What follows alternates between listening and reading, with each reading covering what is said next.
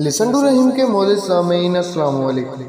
दोस्तों, आज हम इस वीडियो में एक ऐसे मुल्क के बारे में बात करने वाले हैं जो कि चंद सालों पहले इतनी ज़्यादा गरीबी में था कि उस मुल्क की गलियां इंसानों की लाशों से भरी भरी थी और हर तरफ गरीबी ही गरीबी, भूख, परेशानी, मायूसी और सिर्फ मौत ही मौत नज़र आ रही थी। माएँ अपने भूखे बच्चों को हाथ में उठाए इधर उधर रोटी के चंद टुकड़ों के लिए बेताब थीं। तो फिर ऐसा क्या हुआ कि आज की तारीख में वो मुल्क दुनिया का सबसे अमीर तरीन मुल्क बन गया? वो मुल्क कौन सा है? एकदम कैसे इतना ज़्यादा अमीर हो गया? दोस्तों, जानिए आज की इस वीडियो में। लेकिन वीडियो शुरू करने से पहले आपसे गुजारिश है, हमारे चैनल को सब्सक्राइब करें और अगर आपको वीडियो पसंद आए तो वीडियो को लाइक करें। तो ज़्यादा आपका वक्त ज़ाया नहीं करते तो चलते हैं वीडियो की तरफ। तो दोस्तों, हम बात कर रहे हैं आयरलैंड की। इरिश पोटैटो फैमिन, जिसे द ग्रेट हंगर भी कहा जाता है, यह सिर्फ 7 सालों में 10 लाख इरिश लोगों की जान ले चुका है और इस पूरे मुल्क की 11% आबादी इस कैद के नतीजे में मौत के मुंह में चली गई। ये इतना बड़ा कैद था कि आज की तारीख में भी आयरलैंड अपनी आबादी रिकवर नहीं कर सका। आयरलैंड के साथ आखिर हुआ क्या, वो आगे हम आपको इस वीडियो में बताते हैं। इस कैद के गुजरने के कई सौ साल बाद भी आयरलैंड एक गरीब तरीन और गिरी हुई कंट्री रहा। लेकिन आज की तारीख में अगर आप गूगल पर देखें तो आयरलैंड आपको दुनिया के अमीर तरीन मुल्कों की फहरिस्त में मिलेगा। तो ये सब कुछ एकदम कैसे हो गया? मौत के मुंह में गिरा हुआ मुल्क एकदम कैसे दुनिया का अमीर तरीन मुल्क बन गया? सबसे पहले बात करते हैं पिछली सदी यानी 19वीं सदी की। आयरलैंड की इकानमी तकरीबन 88% एग्रीकल्चर पर डिपेंड करती थी और आयरलैंड की तकरीबन 78% ज़मीनों पर सिर्फ एक ही चीज़ उगाई जाती थी जिससे पूरा मुल्क चलता था। मुल्क के जीने की वजह यही एक चीज़ पोटैटो थी जिसे हम आलू कहते हैं। पिछले चंद साल पहले आयरलैंड पोटैटो काश्त करने वाला यूरोप का मुल्क था। ये आलू आयरलैंड के लिए वो सब्जी थी जिसकी वजह से आयरलैंड में तमाम यूरोपियन कंट्री से आबादी सबसे ज़्यादा बढ़ रही थी। पिछले 150 साल में आयरलैंड की आबादी 266% बढ़ी। इसकी वजह आलू थी। और दोस्तों, आप सोचें, जब किसी मुल्क में 78% ज़मीनों में एक ही सब्जी हो तो फिर जाहिर है ये पोटैटो पूरे आयरलैंड की फैमिली का मेन फूड बन गया। आयरलैंड के लोगों को क्या मालूम था कि यही पोटैटो इनके लिए एक बहुत बड़ा खतरा बनने वाला है। आयरलैंड की सारी आबादी पोटैटो ही खाने पर डिपेंड हो चुकी थी और बस इसीलिए 1845 में जब आयरलैंड में कैद पड़ा और आलू की फसलें तबाह हो गईं और लाखों के हिसाब से लोग मरना शुरू हो गए। आयरलैंड के इस बहुत बड़े कैद के बारे में आज तक शायद आपने ना सुना होगा, लेकिन ये इतना बड़ा कैद था कि आज तक आयरलैंड की पॉपुलेशन रिकवर नहीं हो सकी। 1845 में आयरलैंड में कैद पड़ा जिसमें तकरीबन 78% से 35% आलू की फसलें तबाह हो गईं और इसके अगले साल में यानी 1846 में आलू की बाकी तमाम फसलें भी तबाह हो गईं। तो आगे आप भी सोचें, जब आपके पास खाने के लिए सिर्फ एक चीज़ हो और जब उसका ही नाम निशान मिट जाए तो क्या होगा? इस बहुत बड़ी मुसीबत में किसी यूरोपियन कंट्री ने आयरलैंड की कोई मदद न की, जिसकी वजह से 1845 से 1855 के दरमियान आयरलैंड की आबादी से 28 लाख लोग कम हो गए। इनमें कुछ लोग तो भूख और बीमारी की वजह से मर गए, जबकि बाकी लोग आयरलैंड को छोड़कर अमेरिका भाग गए। इसके बाद कैद तो 5 से 6 साल में ख़त्म हो गया, मगर आयरलैंड के हालात खराब तरीन होते गए और इसके 10 साल बाद आयरलैंड को एक बहुत बड़ा धचका लगा जब 1929 में द ग्रेट इकॉनमी डिप्रेशन आया।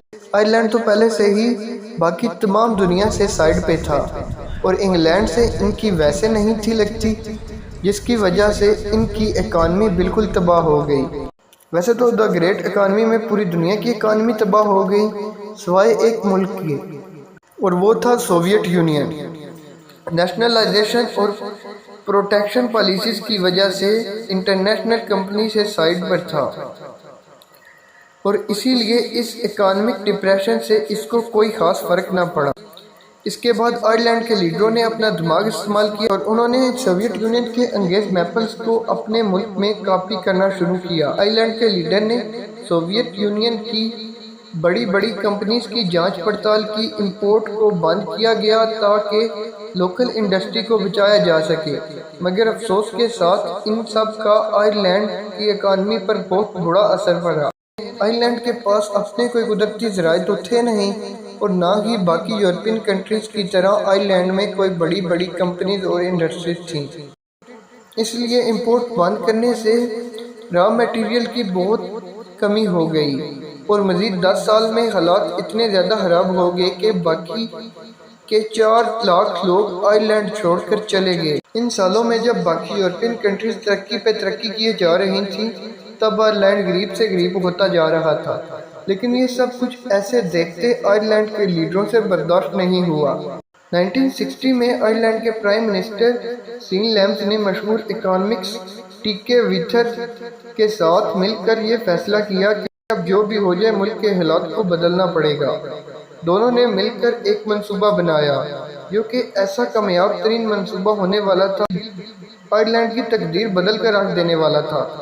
آئرلینڈ میں ایک اکانومک کمپنیز کو دوبارہ سے پرائیویٹ کر دیا گیا، انویسٹمنٹ لانے کے لیے باہر کی کمپنیز سے ٹیکس ختم کر دیا گیا، امپورٹ کھول دی گئی اور سب سے بڑا کام یہ کیا ایک فری زون بنایا جہاں پر کسی بھی کمپنی سے کوئی ٹیکس نہیں لیا جاتا تھا۔ اس کے بعد آئرلینڈ نے بڑے بڑے بزنس مینوں سے پیسہ اکٹھا کر کے اس فری زون کے اندر ہی ایک چھوٹا سا ایئرپورٹ بنایا تاکہ اس ملک کو باقی دنیا سے رابطے میں رکھا جائے۔ اس زون کا نام شینن فری زون رکھا گیا اور یہ دنیا کا پہلا خوبصورت فری ٹریڈ زون مانا جاتا تھا۔ صرف 5 سالوں میں یعنی 1965 میں اس زبردست نظام سے آئرلینڈ کی اکانومی پر بہت اثر پڑا۔ جہاں باقی تمام یورپین کنٹریز میں بزنس مین بڑھتے ہوئے ٹیکسز کی وجہ سے بہت زیادہ پریشان تھے، وہی آئرلینڈ 0% ٹیکس پالیسی کی وجہ سے ان کو میٹھا لگنے لگا۔ نظام ایسا بدلتا گیا کہ بڑے بڑے مینوفیکچرز آئرلینڈ میں شفٹ ہو گئے۔ حالات بہتر ہونے کے بعد آئرلینڈ کی گورنمنٹ نے اپنا ٹارگٹ رکھا یورپین اکانومک لائن میں شامل ہونا۔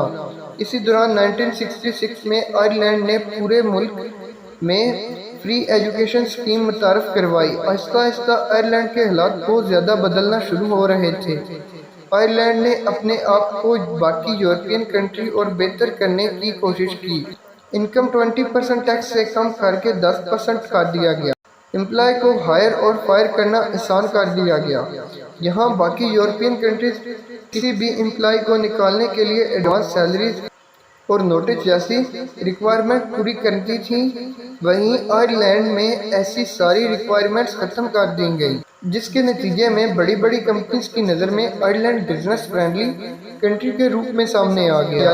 اس کے کچھ سالوں بعد یعنی 1994 میں ایک بہت ہی بڑی اور زبردست چیز ہوئی جب یورپین یونین نے ایک سنگل مارکیٹ اناؤنس کر دی، جس کے باعث آئرلینڈ پوری دنیا کے لیے اوپن ہو گیا۔ ٹیکس فری پالیسیز، فرینڈلی ماحول، زبردست اکانومک سچویشن کی وجہ سے بڑی بڑی کمپنی آئرلینڈ میں اپنے آفس وغیرہ سیٹ کرنے لگیں۔ اتنی زیادہ کمپنیز کے آنے سے آئرلینڈ میں بہت ساری جابز اوپن ہو گئیں۔ مزے کی بات ٹیکس کم تھے، سیلری زیادہ تھی، لوگوں کی خریداری کی پاور بڑھتی گئی، لوگ پیسہ خرچتے گئے، اکانومک ایکوالٹی بڑھتی گئی، ڈیمانڈ پیدا ہوتی گئی اور بہت کمپنیز آتی گئیں اور ایک بہت زبردست انویسٹمنٹ ملک بن گیا۔ حکومت کے پاس اتنا زیادہ پیسہ اکٹھا ہو گیا کہ انہوں نے ویلفیئر اور ہاسپٹل پر کھلی اسپینڈنگ شروع کر دی۔